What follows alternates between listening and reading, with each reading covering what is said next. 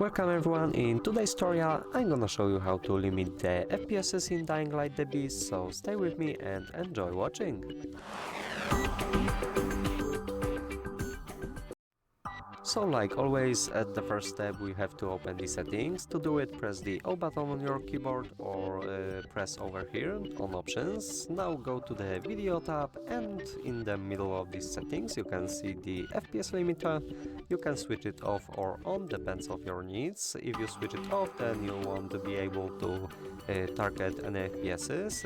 If you switch it on, then you can use this slider and lock the FPSs on some amount that you wish to use.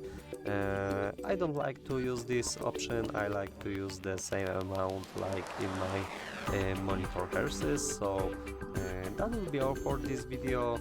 Hope you like it, leave a comment and also subscribe to our YouTube channels. Goodbye!